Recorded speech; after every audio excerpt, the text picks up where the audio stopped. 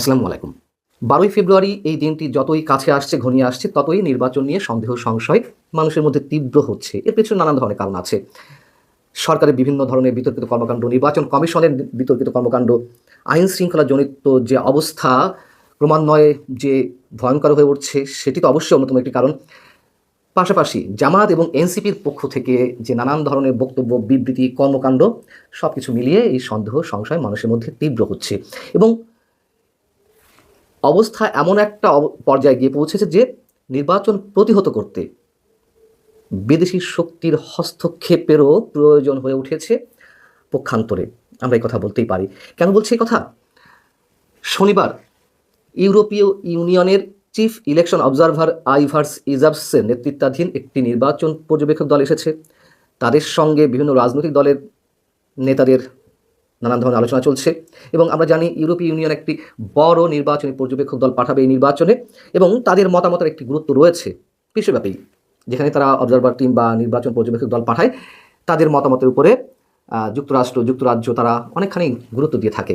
তো তেমনই একটি প্রতিনিধি দলের সঙ্গে শনিবার বৈঠক ছিল এনসিপির। তো এনসিপি কি জানিয়েছে তাদেরকে? এটি নাহিদ ইসলাম, এনসিপির আহ্বায়ক, তিনি নিজেই বলছেন সাংবাদিকের কাছে যে আসন্ন জাতীয় নির্বাচন পর্যবেক্ষণে ইউরোপীয় ইউনিয়ন একটি বড় ও শক্তিশালী পর্যবেক্ষক দল পাঠাতে যাচ্ছে।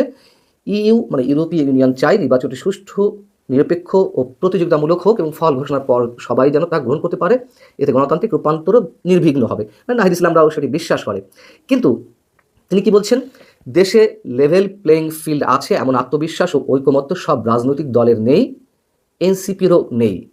এটি ইউরোপীয় ইউনিয়নের যে প্রতিনিধি দল তাদেরকে জানিয়ে দেওয়া হয়েছে। তিনি বলছেন যে একটি বিশেষ রাজনৈতিক দলকে সরকারি সুযোগ সুবিধা ও বিশেষ প্রোটোকল দেওয়ার মাধ্যমে প্রশাসনের বিভিন্ন স্তরে পক্ষপাতের বার্তা যাচ্ছে, যা নির্বাচনী মাঠে অসমতা তৈরি করতে পারে।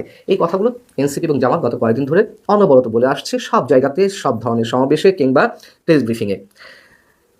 এখন বিষয় হচ্ছে যে কেন ইউরোপীয় ইউনিয়নের পর্যবেক্ষক দলের প্রতিনিধির কাছে এমন অভিযোগ নাহিদ ইসলাম করলেন? এর নানান ধরনের কারণ আছে, নানান ধরনের বিষয় আমাদের সামনে উপস্থিত হতে পারে। এক নম্বর হচ্ছে যে নতুন বন্দোবস্তের কথা বলে আসছে, এই যে জুলাই যোদ্ধারা কিংবা তাদের সমন্বয়ে যে গঠিত রাজনৈতিক দল বা কিংস পার্টি এনসিপি, তারা তো নতুন বন্দোবস্তের কথা একেবারে ঢাকঢোল পিটিয়ে বলে আসছে। নতুন বন্দোবস্ত যে কতটা কায়েম হয়েছে দেশে গত 17 মাসে, তা তো আমরা ঢের ভালো জানি।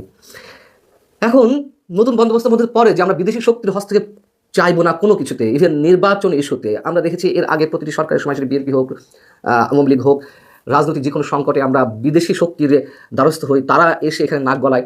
তো সেটি আবার আমাদের সামনে উপস্থিত হলো নতুন বন্দোবস্তের নামে। এনসিপি সেটি আমাদের সামনে খুব ভালোভাবে উপস্থাপন করলো যে কতটা নতুন বন্দোবস্ত হচ্ছে এই দেশে। ন্যাক্কারজনক একটি ঘটনা।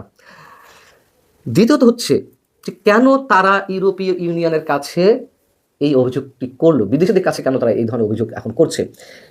যেহেতু ইউরোপীয় ইউনিয়ন নির্বাচন কমিশনকে নানান ধরনের সহযোগিতা দেয়, আর্থিক সহযোগিতা থেকে নানান ধরনের কারিগরি সহযোগিতা নানান পর্যায়ে তারা দিয়ে থাকে এবং তারা একটি বড় নির্বাচনী পর্যবেক্ষক দল পাঠিয়ে থাকে, এবার পাঠাবে এই নির্বাচন নিয়ে যাতে তারা প্রশ্ন উত্থাপন করে। এবং আমার কি মনে হয় জানেন, এটি টম অ্যান্ড জেরির খেলা চলছে। ডক্টর মোহাম্মদ ইউনূস একদিকে তারেক রহমানকে বিশেষ নিরাপত্তার নামে অস্বাভাবিক নিরাপত্তা দিচ্ছে, এটা সত্য কথা। তারেক রহমানের জীবনের ঝুঁকি রয়েছে, তার নিরাপত্তা, বিশেষ নিরাপত্তাও দরকার, কিন্তু ভিভিআইপি প্রোটোকল যখন দেওয়া হবে তখন সেটি অবশ্যই প্রশ্নবিদ্ধ এবং এটি দিয়ে দেখাতে চাইছে যে আমরা তোমাদের সাথে আছি। কিন্তু এদিক থেকে এনসিপি এবং জামাতকে এই আখেরে সব ধরনের সুযোগ সুবিধা দেবে বলে অনেকে মনে হয়, এমনকি নির্বাচনের ফলাফলেও সেটি প্রভাবিত হতে পারে। একটু হিসেব মিলিয়ে দেখুন, ডক্টর মোহাম্মদ ইউনূস, তার যে সরকার, তার ভর কেন্দ্রগুলোর মধ্যে 1 নম্বরে এনসিপি, দ্বিতীয়ত জামাত, তৃতীয়ত বিএনপি। তো এনসিপির ছাত্র নেতারাই তো ডক্টর মোহাম্মদ ইউনূসকে ক্ষমতায় বসিয়েছেন, প্রধান উপদেষ্টার পদে বসিয়েছেন। একথা তিনি নিজেই বলেন। আমাদের মনে করার কোনো কারণ আছে যে ডক্টর মোহাম্মদ ইউনূস এনসিপি এবং জামাতের কোনো অভিমত বা মতামতের বাইরে যাবে? এমনটি মনে করার কোনো কারণ নেই। তারেক রহমানের নিরাপত্তা ব্যবস্থাটা চোখে লাগার মতন আমি নিজেই বলেছি, কিন্তু এটিতে সমাধান করা যেত সরকারের সাথে হার্ড লাইনে কথাবার্তা বলে কিংবা নির্বাচন কমিশনের সাথে বলে, এটি করা যেত। সেটি বিদেশি শক্তির প্রতিনিধিদের কাছে কেন বলতে হবে, কেন অভিযোগ জানাতে হবে? এবং এই সবই নির্বাচনকে প্রতিহত করার বা নির্বাচন যাতে না হয় তারই ষড়যন্ত্রের একটি অংশ। তারেক রহমানের বিষয়ে আরেকটি কথা বলেছেন নাহিদ ইসলাম, গণমাধ্যমের বিষয়ে, যে গণমাধ্যম আবার বিএনপির প্রতি ঝুঁকে পড়ছে। কেন ঝুঁকে পড়ছে তার তো বিভিন্ন কারণ আছে। যদি গণমাধ্যমের ভূমিকা নিঃসন্দেহে ন্যাক্কারজনক, বিতর্কিত। আওয়ামী লীগ আমলে যাচ্ছিল, এখন জাস্ট তার রিভার্স। এখন আওয়ামী লীগের বিরুদ্ধে গিয়ে এখন বিশেষ বিশেষ শক্তির পক্ষে তারা জয়গান গাইছে, হাতে গোনা 2-1টি গণমাধ্যম ছাড়া। তো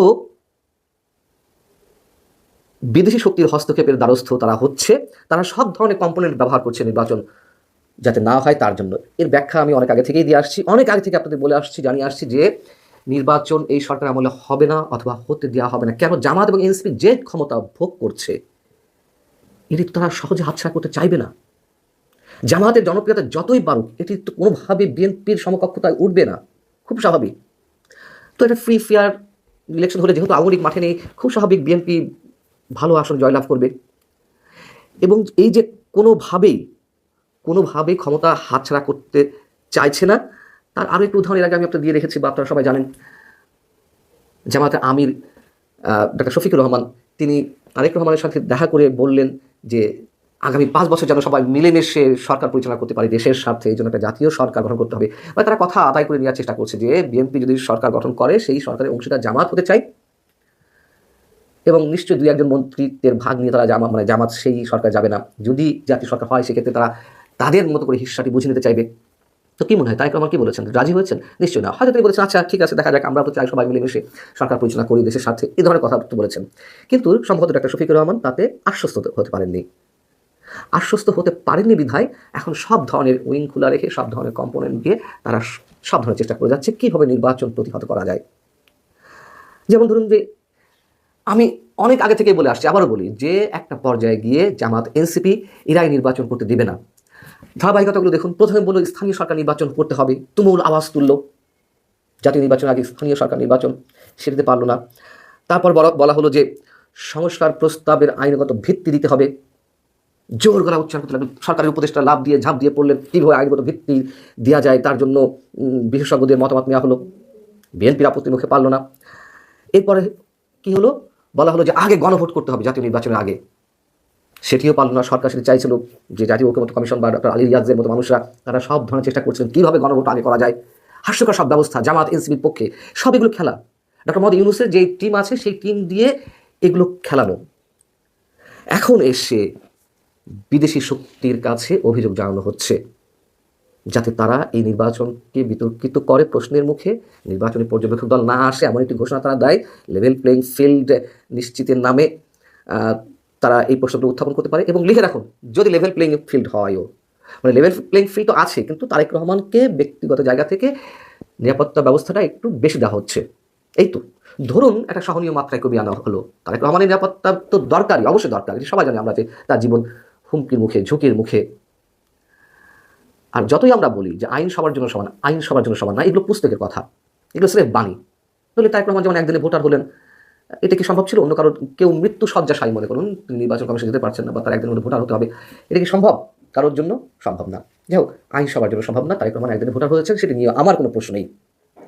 কিন্তু তার নিরাপত্তা ব্যবস্থাটা যদি একটা সহনীয় মাত্রায় নামিয়ে আনা হয়, তারপরেও দেখা যাবে এরা নতুন নতুন অজুহাত তুলছে নির্বাচনকে বিতর্কিত করতে, নির্বাচন প্রতিহতর জন্য। ভালো থাকুন সবাই।